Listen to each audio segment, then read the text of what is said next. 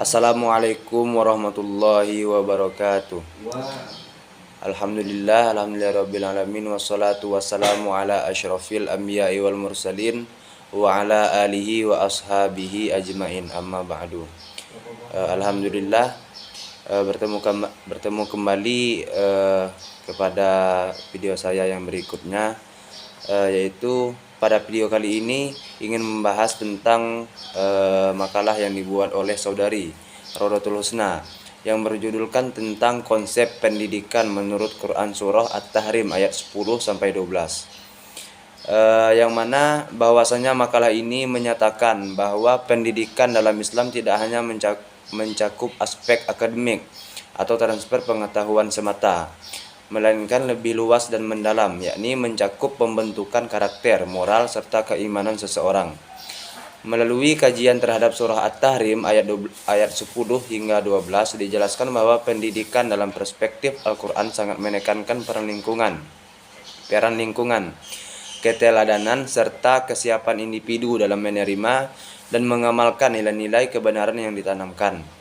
Ayat 10 memberikan contoh dua tokoh perempuan, yakni istri Nabi Nuh dan istri Nabi Lut, yang hidup dalam bimbingan dua orang nabi namun tetap memilih jalan kekafiran dan pengkhianatan.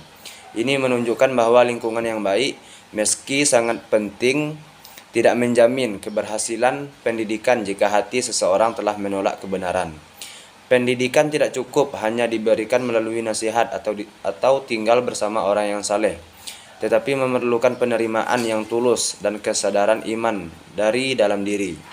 Sebaliknya, ayat 11 menampilkan Asiyah, yaitu istri Fir'aun, sebagai contoh perempuan mukminah yang tetap teguh dalam keimanannya walaupun berada dalam lingkungan yang sangat buruk, dikelilingi oleh kekufuran dan kezaliman. Keteladanan Asiyah menunjukkan bahwa iman dan pendidikan spiritual dapat tumbuh dengan kuat meskipun dalam tekanan lingkungan yang menyesatkan. Pendidikan yang benar akan melahirkan pribadi yang tangguh dan siap menghadapi ujian dalam hidup, sebagaimana ditunjukkan oleh doa Asiyah yang penuh harap dan keikhlasan kepada Allah. Ayat 12 kemudian menampilkan Maryam binti Imran sebagai sosok keteladanan perempuan beriman yang menjaga kehormatannya, membenarkan wahyu Allah dan termasuk dalam golongan hamba yang taat. Maryam menjadi simbol pendidikan kesucian, ketaatan, dan keilmuan yang tinggi, sekaligus menegaskan bahwa spiritualitas dan akhlak adalah hasil dari pendidikan yang sejati. Melalui kesolehannya, Maryam menunjukkan bahwa pendidikan yang baik akan menciptakan pribadi yang kuat secara rohani dan konsisten dalam ketaatan kepada Allah. Dari ketiga tokoh perempuan di atas yang terdapat pada ayat-ayat tersebut, ada dua yang gagal dan dua yang berhasil. Dapat dipahami bahwa keberhasilan pendidikan sangat dipengaruhi oleh kesiapan dan kebersihan hati individu itu sendiri. Pendidikan Islam yang ideal bukan hanya menanamkan pengetahuan, tetapi membina rohani, membentuk karakter, dan menanamkan nilai-nilai ketakwaan serta tanggung jawab personal. Pendidikan yang baik adalah pendidikan yang dapat mengantarkan seseorang menjadi insan beriman, taat kepada Allah, serta siap menghadapi tantangan hidup dengan prinsip dan nilai Islam sebagai landasan hidupnya.